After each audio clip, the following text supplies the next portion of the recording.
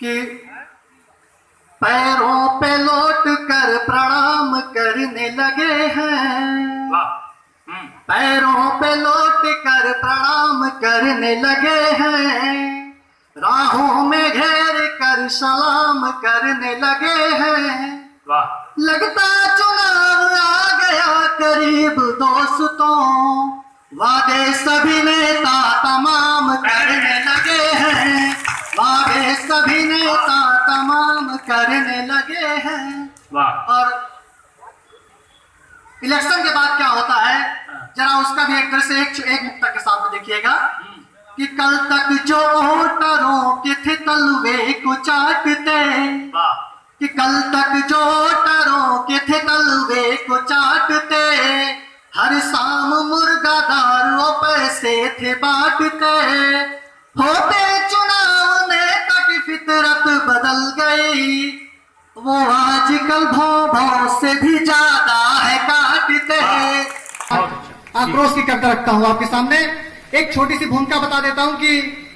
कुछ लोग हमारे देश में रहते हैं, हमारे देश का खाते हैं, हमारे देश का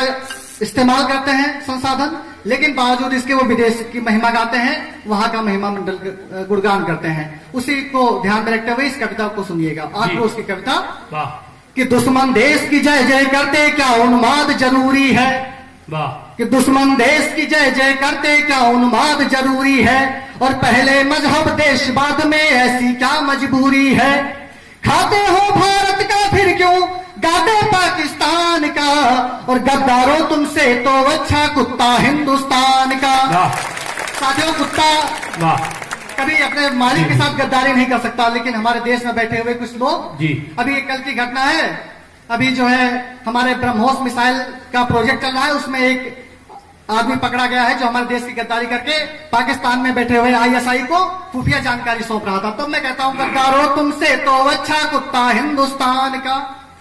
खेल को तुमने खेल न समझा, महायुद्ध क्यों नाम दिया, दुश्मन देश की महिमा गाकर देश विरोधी काम किया, जिसे राष्ट्र से प्रेम नहीं वो चमचा है शैतान का, गद्दारों तुमसे अच्छा है कुत्ता हिंदुस्तान का।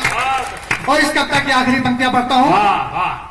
कुछ मैसेज के साथ में। कविता की पंक्तियां आपके सामने आ रही हैं कि सुधर जाओ सब देश विरोधी यही आखिरी धमकी है, सुधर जाओ सब देश विरोधी यही आखिरी धमकी है, सुधर जाओ सब देश विरोधी यही आखिरी धमकी है, गोली कट्टा बारूदों की नहीं जरूरत बम की है, गोली कट्टा बारूदों की नहीं जरूरत बम की है, सिंह गर्जना का भी भानु नाश करे शैतान का, गद्दारों तुमसे अच्छा है कुत्ता हिंदुस्तान का। इन्हीं पंक्तियों के साथ बहुत बहुत आदर प्रणाम करता हूँ, अपना स्थान ग्रहण करता हूँ।